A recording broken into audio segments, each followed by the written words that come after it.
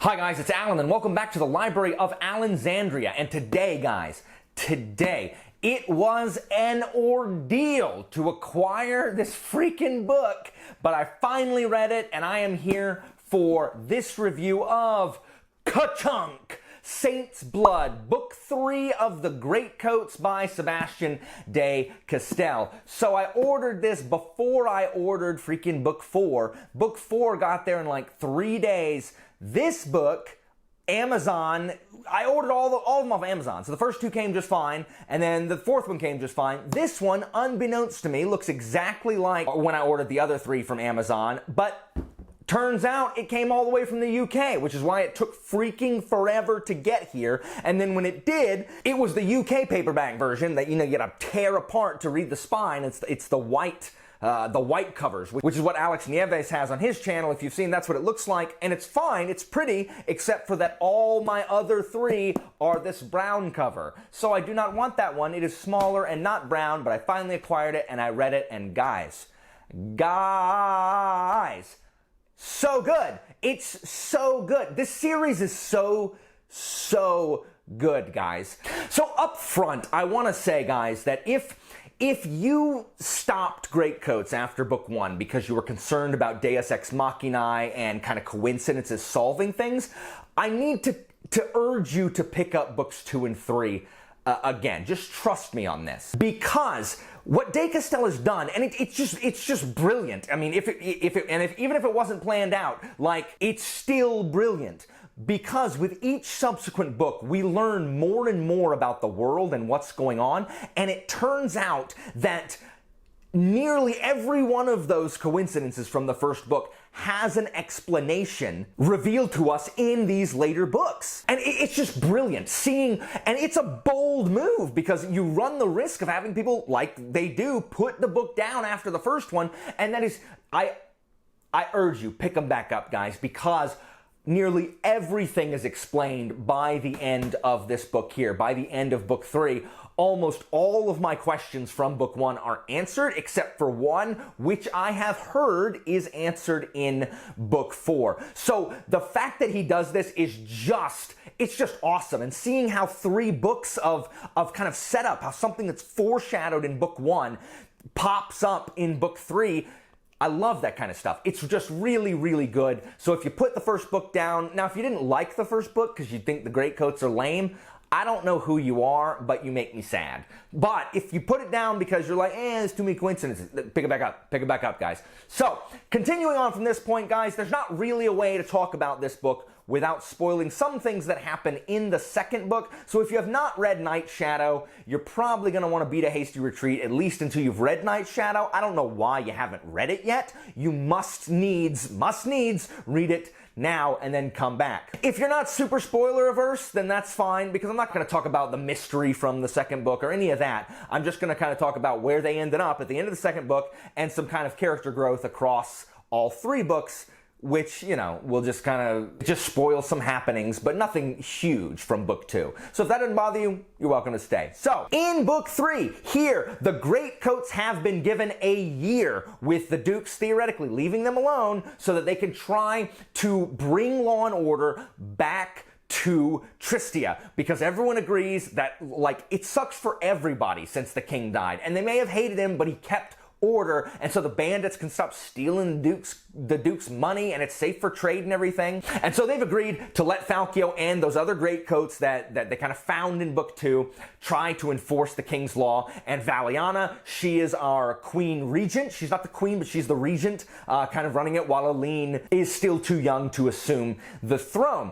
And it's like 6 months later, and it's not going well. Falcio and the Greatcoats are having to kind of wrestle with their own inefficiency, their own obsoleteness, because it turns out that not even really the populace cares about the king's laws the way that Falcio especially, but the other Greatcoats as well, they care about getting their way. So when they come and they administrate, and it turns out the noble's got to give something back, the townspeople are happy that the noble has to give something back, but they don't really give a crap that it was because of the law that happened. So they don't care about the law any more than the Dukes do. They just care about, you know, their stuff. And this is just challenging for Falcio especially, but for the Greatcoats at large. But just like in book 2, there is a mystery at the heart of this one. And the mystery here is someone is killing the saints. We learned that there's actually way more saints than we thought there were in like books 1 and 2. They only mention like a handful. No, there's a ton of saints, like a ton. And a bunch of them are being killed. And we don't know why, and we don't know how, and we don't know who's doing it. And that is the mystery. And this book has the slowest start of any of the 3 books. I think it takes a minute to kind of get in its stride. And so for a while, I was like, for like the first 100 pages or so, I was like, this is really good. I mean, it's Greatcoats. I'm not sure I like it as much as Night's Shadow, but when it picks up, guys, oh my gosh, this may be my new favorite one, because the conclusion of this book, from the mystery reveal and the showdown, and even after the climax, the wind down, this is so good, guys. It is so good. Some of Castell's best character work is done here. First of all, they're all together for the entire book, really. There's no Falcio splitting off in sections with Falcio by himself like we saw in the first 2 books. So he's together with his buddies, and there's a dynamic going really the entire book, which already is a huge plus. But we deal with things like Kest wrestling with the fact that he's torn by the fact that he can't be the best at everything anymore. I mean, with what happened to him in the second book, he's got to deal with the fact that, guess what, Kest? You're not the best anymore. And that is kind of tearing him apart inside. Really, all of the Greatcoats, it's only been 2 years since the start of the first book, but it seems like this book is picking up like 10 years later, because everyone is kind of feels and seems past their prime. Everyone is weaker and less able and capable than they were at the start of book 1, and we really see them process this kind of like, you know, over-the-hill veteran thing that they've got going on. They all are kind of like Lieutenant Murtaugh from Lethal Weapon, who's too old for this crap, you know what I mean? Riggs, I'm too old for that stuff. And Falcio is just having a rough time accepting this, because Falcio is just trying to do the wishes of his king, and he's just trying to reestablish the order and, you know, protect Aline at the same time. But Falcio, we see that Falcio is haunted. He's been haunted since book 1. He's still haunted now. He's haunted by, you know, King Palus, who is his idealism, and his wife, who's kind of like his reason, and his logic. And so he just wrestles with that. He wrestles with this profound rage. And I mean, I've been reading a lot of books with rage recently, guys. Poppy War, Rage of Dragons, this book. Falcio's filled with rage too. So much anger. Way too much anger. But Falcio is just, he's burdened by this intense fury that he can't let go. He cannot let go of the fact that his king was killed unjustly and that his wife was sexually assaulted and brutally murdered. He just can't deal with that. And so all of this rage, he's having to come to grips with how broken he and the rest of them are. And he is actually pointed out that look at what his obsession with Palus and his wife Aline has done to the country. Everything that has happened stems from the fact that Falcio is still enraged about the death of his wife. That's where the Greatcoats were formed. If he had never done that, they would have stayed farmers. Falcio can't even remember what Palus and Aline really were like in real life. He idealizes them. He remembers Aline having like hair color and a hairstyle that she never had, or soft hands that farmers did not have. They were farmers. But he's idealized her, he's idealized Palus, and the entire country has just been uprooted because of Falcio's rage, anger, and idealism. And it's just really, I mean, imagine internalizing that if you're Falcio. Imagine internalizing a lot of what is really your fault. And as I said, there's a lot of character growth in this book. And while the Greatcoats do get their development, don't worry about that. Sebastien De Castell and Falcio are not left out in the cold, but in addition, we're introduced to even more Greatcoats, and we get a lot of development for Aline, Valiana, and Ithalia. And it is just good stuff, guys. If you, like most people I know, were bothered by the Ithalia problem, as I like to call it, from book 1, that is completely washed away in book 3. Much is explained. It's just, you will walk away from this book not disliking the character if you liked it, if you disliked her before.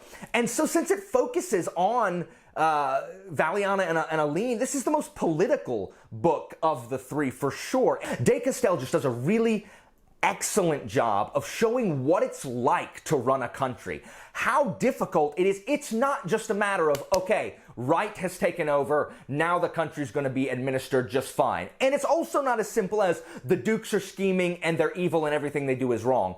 He does a great job showing that sometimes it takes doing things that you don't like to do, things that are probably a little despicable, but in the long run, you're making the country more secure. It shows the constant, compromises you have to make. Like, you've got to politic this guy. Yeah, you hate this guy, but just be nice to him. And also, make sure you compliment his daughter on this thing so that he'll do this favor for you. It shows a lot of the horse trading and a lot of the minutia of ruling that a lot of books don't show. It's just once the good guys get in charge, things are better. And if the bad guys are in charge, things are terrible. Not everyone suffers under a tyrant. They just don't. And not everyone prospers under a benevolent rulership. And this book shows that really, really well. That stuff fascinates me. It may not you, but if you're interested in the interworkings of the feudal system and political rule, super, super interesting there. We're gonna see as Aline and Valiana try to rule and the Greatcoats try to restore order, Falcio is having trouble with. He sucks at politics. Watching the scenes where he's trying to be taught how to politic is hilarious. He's terrible at it. Because again, he's miserable when people aren't trying to kill them. There's a quote that, there's a quote. Why is life so much easier when people are trying to take it from you than when you're forced to actually live it? And this, if you've seen Hamilton, dying is easy, young man, living is harder, that's Hamilton. But, that's what, Falcio's addicted to the chaos. He even says that he's miserable until he's in danger, and then all of a sudden, he smiles, and his friends are like, oh, okay, well, you just need to try to kill Falcio to get him out of his funk.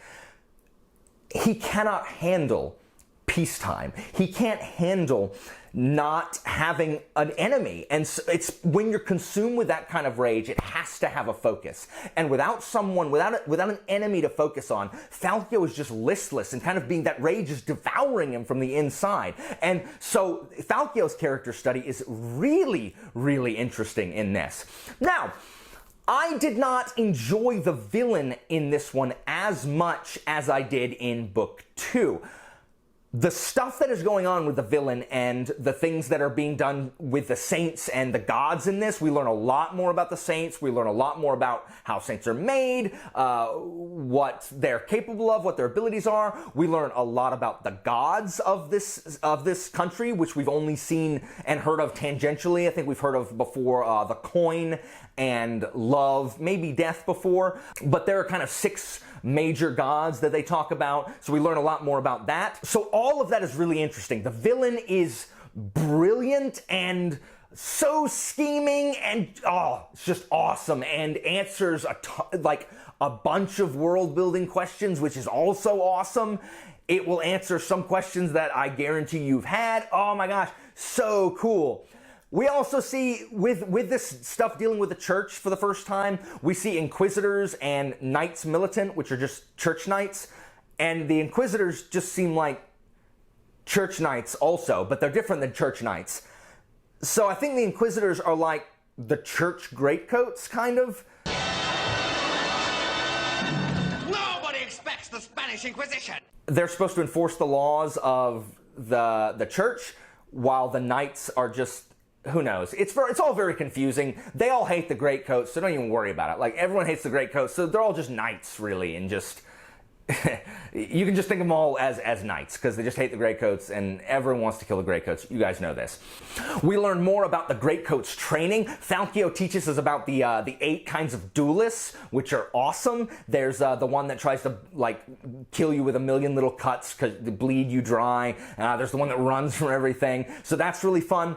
I love that they give names to their tactics to calm down a mob. There's a mob at one point, and the Greatcoats are like, okay, what can we do to calm this mob? You want to run this play? Like, you want to try this thing? And Falcio's like, no, I think I'm going to do like a God's line. And they're like, no, don't do a God's line. The God's line sucks. And he's like, no, I'm going to do it. Like, oh my gosh. And he goes up there and like, is he really using a God's line? It's hilarious watching them decide which play to run. Like, they've named the anti-mob tactics. I love that crap. So if you thought book 2 was dark, this one is dark as well, in kind of a different way, but this one I would say is equally as dark as Knight's Shadow. There's a lot of stuff that's going on that is just painful to watch. It's painful to read. There are several gut punches. This is a very, very emotional book. It's a very intense book. De Castell in this book, probably even more than the other ones, likes to bring our heroes low. And it's hard to watch. He is torturous to these guys, but it's so good. Just everything that happens makes sense. It's exciting. Like, from about a third of the way into the book, it is just, like, it's so hard to put down because it's just so good, racing towards this whirlwind conclusion. We're learning more about the world, more about the characters. Our characters are in danger. Oh my gosh, it's so good. One thing I especially like with the action is whenever, like, divine beings fight, like, so when the gods get involved, we get to kind of see and learn how gods fight, and it's really cool. They fight via imagery in people's heads, where if you're trying to, like, bring someone, like, if you're trying to embody something terrible, you're throwing, like, terrible images and putting them in their head, while, like, say the god of love is, like, putting, like, you know, when you first met your fiance, and then the day you got married, and when the day you had a kid, and your mom packing you lunch before you left, and all those memories are getting put in your head, and that's how they fight, and it's so cool. I hadn't seen anything like that before. This kind of abstract, kind of battle type thing, which is just super awesome when you hear it talked about. Now, in the first book, we talk about justice a lot, and in the second book, we talk about honor and valor a lot, and we still talk about that here, valor and courage, the courage to stand up when no one else will. But here, we also deal with mercy and with faith, and mercy is embodied here in Falcio. He's so filled with rage, he struggles with it, because he even contemplates what mercy is does he have the ability to stop fighting when the fight is over? Like, once you've downed your opponent, can you just walk away at that point? Or do you have to kill them and torture them or do whatever? Falcio really struggles with this merciful component. And as we've seen with Athalia is one of the Sisters of Mercy. And so there's tension there because she can't really anymore abide Falcio's violence and his just incredibly violent nature. He can't be at peace. He's looking for a fight. Someone has to pay. And until he's scorched the entire earth out of vengeance for his wife, it's never going to be enough. And so there's just that tension there. And then when you're dealing with the gods, you're always dealing with fate. What makes a god? What creates a god? Where do the gods draw their power from? The power of vows, of promises, of belief in people doing what they say they're going to do, of belief in your friends and belief in your companions. And that is all just so powerful as it just drives toward the conclusion. The power of oaths and vows especially is just, oh my gosh. This book is so good, guys. So good. You should know, reading this book, there's also a companion kind of novella that's called The King's Letters that is for free on De Castell's website, that is written by King Palis, and it really just outlines stuff that we kind of know already, but it outlines the Bardati and the Trattari and the Inquisitors and all the stuff that, because it's a companion novel for this one, so it outlines a lot of the stuff talking about it. So you get kind of a better picture of what's going on in the third book by reading that. And it's touching, because it's King Palis writing all this down, hoping to smuggle out these letters to Falcio and Sebastien De Castell before he is executed. So that alone is moving. And it's only like 30 pages, but from that, he translates the motto of the Greatcoats when they were first formed, before he ever came on the scene. And the motto of the Greatcoats translated is, "And with tattered cloaks, they shield the weakest from injustice." And that's why Tattercloak isn't an insult, as Falcio learned. Trattari isn't an insult. I mean, it's become one, but it didn't initially mean that. It meant their cloaks were so tattered because they traveled all around and they fought, and it got messed up protecting injustice, and I just love that. I do need to especially mention the development of Duke Gillard, the Duke of Reggio, in this, becoming one of my favorite characters in the series. Just this huge douchebag duke. You know how he was in book 2. We see his love of his son, Tomer, and just his disdain of the Greatcoats, but also being kind of like maliciously reasonable.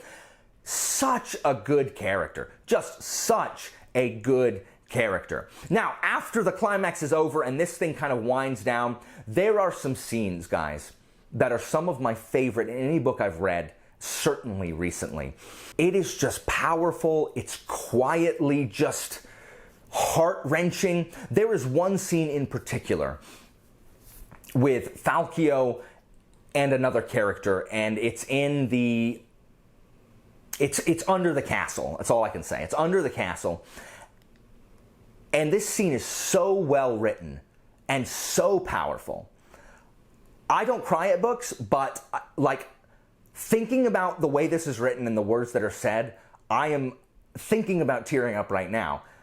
It's so good. Like, I cannot think of anything that has made me cry like this in a book. It was so powerful that I went out and found Christina, and I explained to her kind of the situation, because, you know, you need some kind of context. And then she hasn't read any of these books, and I just read the couple pages to her, and she was crying. Now, my wife is a crier, but still, having someone never have no stake in this, and I read this, and they're crying too, this is some good stuff. And then, as you know, if you read all the acknowledgments, De Castell puts like Easter eggs in the acknowledgments. In Night's Shadow, if you read the acknowledgments, we get to learn Ugg's real name, which is awesome. The thing he puts in the acknowledgments here just adds on top of this, and it's too much. Like, it's too much. And it's not even, guys, it's not even, I know that when you say an ending is heart-wrenching, you're always talking about, that's code for someone dies at the end. That's not what I'm talking about. It's not that kind of scene, just so you know, because we all know that, oh my gosh, heart-wrenching ending. We know that's code for someone died. That's not what I'm talking about here. This scene is so good. This alone probably propelled this to my favorite of the Greatcoats series so far. And finally, the central idea of this book is that we can be more than one thing. No person is one thing. And what a good motto. Like, what a good thing to keep in your mind as a tenet of belief. Because none of us want to be known for only the crappiest thing we've done. Like, if you're the guy who, you know, hates this thing, you don't want to be known as, oh, you're the guy who hates, you know, kittens. Like, you don't want to, you can be more than one thing. We're not all the worst of ourselves, you know, and that's hopeful to know that we aren't condemned by, you know, the one bad thing about us. We are multifaceted, and all people are multifaceted. And that way, if you're not good at one thing, like, that's okay. I think we see this a lot when we get our identity wrapped up in what we do. And then, you know, if you do that and then you lose what you do, and you lose your job, if your identity was your job, well, now you don't have an identity. Well, you're more than one thing. Same thing when we let our identity become wrapped up in our significant other. And if you break up, well, now you don't have an identity, because we are more than one thing. And I love how that gets wrapped up in here. I love that is emphasized. The wrap up of this is so satisfying that really it doesn't really even feel like we're waiting for a fourth book. Speaking of, I will be waiting for the fourth book because I have horrible friends who don't want me to read it and instead want me to read A Court of Thorns and Roses by Sarah J. Maas. So that is what I will be reading in October instead of Tyrant's Throne Book 4, because I lost a bet. And would Falcio not honor his word? No. So you know what? If I'm going to talk about the Greatcoats, I better do what the Greatcoats say, right? So, on the King Finn approval system, this book is a superb plus. It's a superb plus. I don't know what to tell you. It's a freaking superb plus. It's so good. Like, it's so good. Out of 5 stars, is it any surprise that it is boosh? 5 of these babies, 5 stars. Such a good read. I am so excited. De Castell is a auto-buy author for me. I love the way he writes. I know not everyone loves everything that goes on, and I get it, but I love everything about them. I will be picking up anything that he writes, including his YA series, and I'm not a YA reader, but I love Sebastien De Castell. I love the Greatcoats. If you stopped after book 1, please continue, because it's so good, so good, so good. Anyway, it'll be a while before I get my Tyrant's Throne review up in this beast, but it'll be up, and then I'll tell you about how you should all read the Greatcoats yet again, guys. If you made it this far, thanks for watching, and I'll see you next time, guys.